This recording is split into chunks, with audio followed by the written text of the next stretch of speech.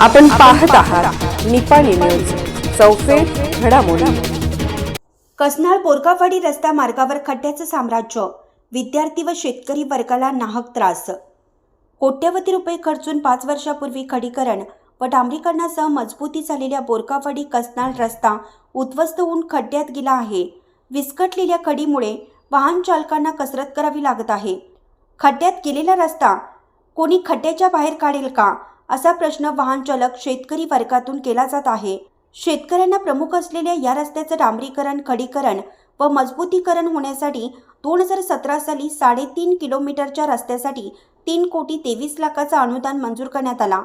25 जुलै 2017 साली कामास प्रारंभ होऊन 24 जून 2018 साली रस्त्याचं काम पूर्ण करण्यात आलं।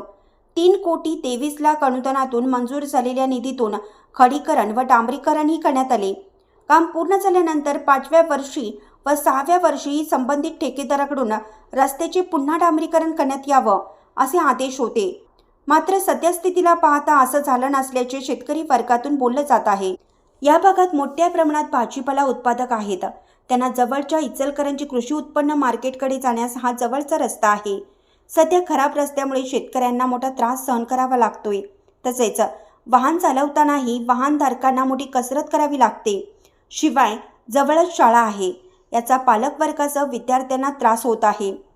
नम्म ग्राम नम्म रस्ते योजनेतून हा रस्ता डांबरीकरण करण्यात आला आहे। सार्वजनिक बांधकाम विभागासह संबंधित खात्याच्या अधिकाऱ्यांनी या रस्त्याकडे लक्ष देऊन रस्ता खड्ड्यातून बाहेर काढून मजबूतीकरण करून रहदारीसाठी सुलभ करून घ्यावा, अशी मागणी सर्व स्तरातून केली जात आहे। एन न्यूजसाठी बोरगावहून अजित कांबळे। अशाच अपडेट्ससाठी निपाणी न्यूजला सबस्क्राईब करा आणि रहा अपडेट।